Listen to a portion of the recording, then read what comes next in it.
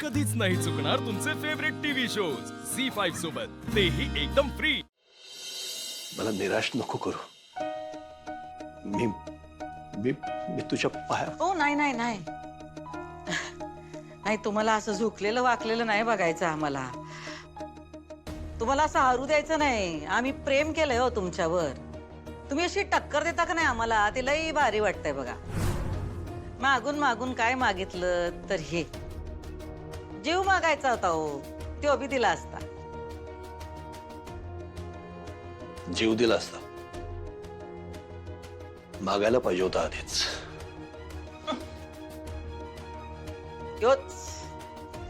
योच problem आहे तुमचा। तुम्हाला का नाही आमची काही किंमतच नाही। तुम्ही जर का आम्हाला थोडंसं प्रेम दिलं असतं, बायकोचा दर्जा दिला असता, तर समज तुमच्या मनासारखं झालं असतं। आम्ही तुमच्या आणि तुमच्या मुलाच्या मध्ये पण आलो नसतो। तुमचं सगळं ऐकलं असतं, आमचे सगळे हट्ट मागे घेतले असते। तुमच्या सुखासाठी आमच्या वाटण्याला, आमच्या म्हणण्याला मुरड घातली असती हो आम्ही।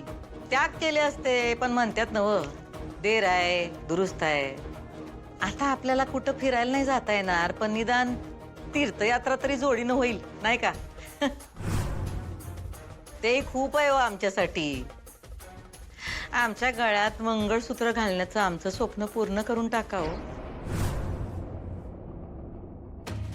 तुझं स्वप्न पूर्ण होईल, मी करेन। माझी एक अट आहे, माझी सून माझी अक्षरा या घरात परत आली पाहिजे। तुला संसार करायचा आहे ना माझ्या बरोबर? माझ्या मुलाचा संसार वाचला तर तुझा संसार होईल। अक्षराला या घरच्या लक्ष्मीला जर घरी परत आणलंस ना, तर मी तुलाही या घरच्या लक्ष्मीचा मान देईन। अक्षराला मानाने परत आणलंस तर तुला हवं असलेलं बायकोचं स्थान मी देईन तुला।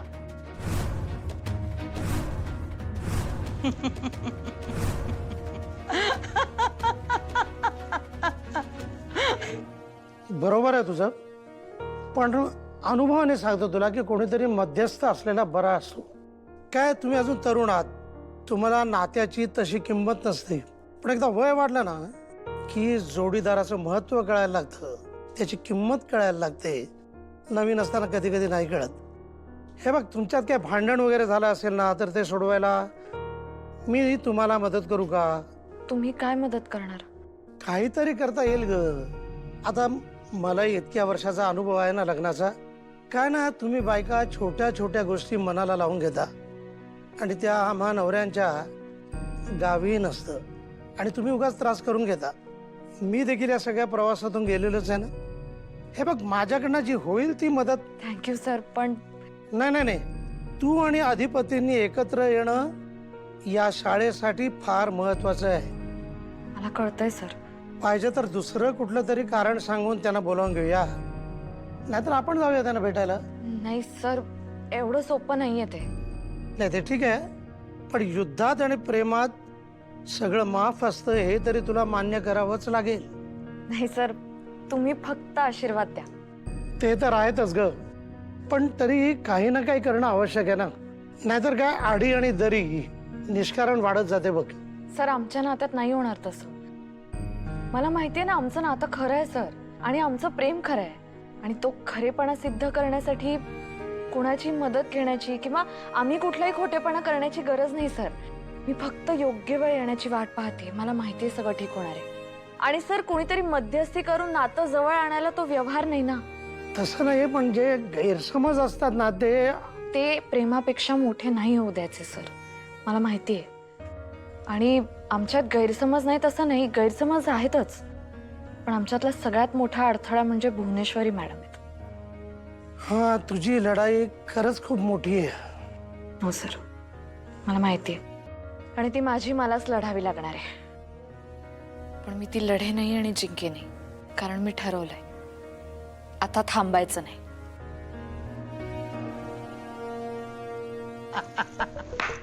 वा वा चारुवा सूर्यवंशी, वा यो डाव आहे तर। मास्तरीन बाईंनी चांगलीच पट्टी पडवली की तुम्हाला। अक्षराचा या सगळ्याशी काय संबंध? नाही का? तुला असं का वाटतं? हाय का नाही ते सांगा. अगं त्या बिचारीला माहिती सुद्धा नाहीये. असं नाही होऊ शकत. तुम्ही एवढं गेला त्यांना भेटायला घरला, त्यांनी तुमच्या मनात भरवलं म्हणजे कसं त्यांचा या घरातला मार्ग मोकळा. भुवनेश्वरी, हे सगळं फक्त तुझ्या डोक्यात येऊ शकतं आणि मी तुला खरं सांगतोय, अक्षराला यातलं काही माहिती नाहीये. नाही खरं वाटत आम्हाला. मी आता तुला कितीही समजावून सांगितलं तरी तुला पटणार नाहीये. ते सोड ना, मुद्दा तो नाहीये. मुद्दा हा आहे ना की तुला समाजात माझ्या बायकोचं स्थान हवंय, मान हवंय. तो मी तुला द्यायला तयार आहे. पण प्रेमानं नाही देणार तुम्ही. पण काय फरक पडतो? मी तुला हे सगळं प्रेमाने देतोय, रागाने देतोय का आणखी कशातून देतोय, याने काय फरक पडतो भुवनेश्वरी? तुला जे हवंय ते होतंय ना. हे बघ, तुला जे हवंय ते सगळं होईल. फक्त मला वचन दे, तू माझ्या मुलाचा संसार मोडणार नाहीस.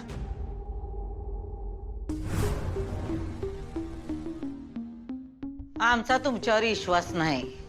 आम्हाला असं वाटतं की या मागच्या सूत्रधार सुनबाई आहेत आणि आज तुम्ही म्हणालो पण उद्या तुम्ही पलटी मारलीत तर. भुवनेश्वरी, एकदा दिलेला शब्द फिरवायची आमच्यात पद्धत नाहीये. ठीक आहे, तुमच्यावर विश्वास ठेवू आम्ही. ठेवू म्हणजे आहेच तुमच्यावर विश्वास, पण सुनबाईंचा या मागं काही कांड असलं तर.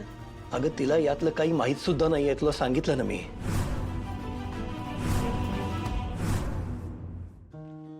काय उपाय? बाबा, उपाय म्हणजे मला असं दिसतंय की अधिपतींच्या बाबांशीच बोलावं लागेल. म्हणजे बाबांमार्फतच अधिपतींशी बोलणं करावं लागेल. अधिपती स्वतःच्या बापाला मानत नाही, ते त्यांचं म्हणणं कसं मांडणार? बाबा मानत नाही तसं नाही. अक्षरा, अगं तू किती त्यांच्या चुका पाठीशी घालणार आहेस? अगं हा स्वतःच्या सख्या बापाला विचारत नाही, त्यांच्याबद्दल त्याला नाही आदर नाही किंमत. आणि हा भुवनेश्वरी मॅडमचा शब्द झेलतो, स्वतःच्या लग्नाच्या बायकोला घराबाहेर काढतो. का तर तू त्यांना नकोयस आणि तू त्यांची वकिली करायचं थांबवत नाही.